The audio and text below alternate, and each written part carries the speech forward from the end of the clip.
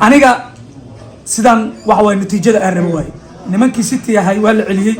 Liverpool wuxuu ku fakatay qalqiin hadda horyaalka laba dhibcood oo nadiif maroodiga uu sii xajistay laantii uu ku fadhiyay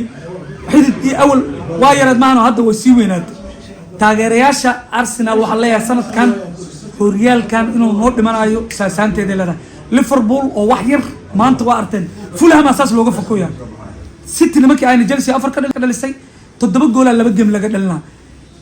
inuu difaacooda liito waa caddahay si shaki ma ku jiro weerarkooda xooganaay in ninkii xilliyadan soo kici jiro goolash dhali jirayna godogan ninkii ahayna isbiino aaday maxamed waa wuxuu sheegay horyaalka markuu dhamaaday oo horyaalka la bilaabo wuxuu dhahay ninkan waa baalkii way tabi doontaa uu dhahay dubrana dhaawac kasii noqday Mahrez Sacuudi aaday nimankan City wax xooga tabar badan ma laha hadda waxay bilaaweenba ma nagala badi karo ma nagala badi galabta dagaal ay gal rabeen buuq Guardiola inta ka qalay ciyaartooyda inta ka qalayso halan arbiter uu ku dhagay Benoniga foul oo ahay arbiter Firimbi oo yeeriyay arbiteraas waa iska jeclaa arbiteraas horta aniga shaqeeyo ninkaas Manchester horta digaa magaalo Manchester hadda taageero weyn oo United waa reer duday arbiter xiiraman Wolves rigoor uu ka diiday Manchester waa ogeedeen waa la ganaaxay uu soo laabtay Liverpool waa aragtay oo habeenay asxaabta uu ku jiray hadda caaw Benoniga haduu dhasho City wuxuu diidan yahay inay dhaafto scorekii nimankii United saddex horyaal isku xoog ahay afar asoo diidan aniga asaga isku raayaan dad badan ra'yigaas oo la qabaan sanadkan nimankan City meel uma socdaa iga qoran Guardiola ama habuuq ama muyu buuq gadaal waxa uu taagan saaxiibka Islo mid la garka weyn maarta Garfadol Islo way Isloga oo asna Arsenal taageero wax itraaya mar difaaciyo meeda aan gadaal Dias ninka Allah nin xisaabtami kara maalin boo soo tuura goolkii Chelsea asaa qalad lahay goolka maanta asaa qalad leh mar walba Dias iyo maxal laha AK iyo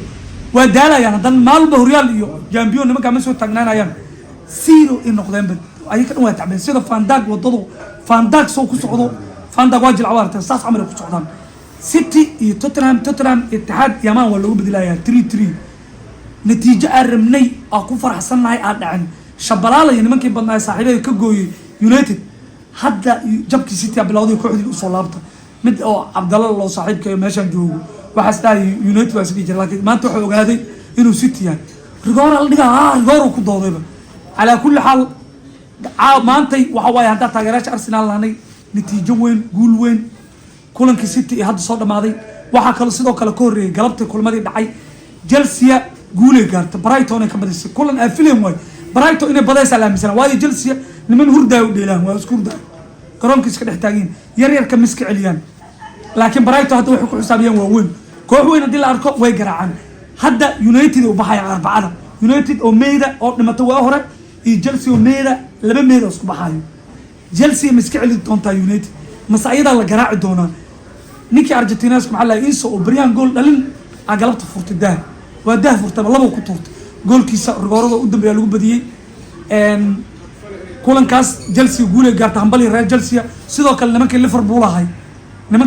ahay waa ku siinaha su'aal li weydiina waa nimankii Liverpool ahay galabta saarteen Fulham uga fakadeen ala kulli xal guusha muhiim horta Chelsea Liverpool ba dhaliil ma laho 3 points muhiim way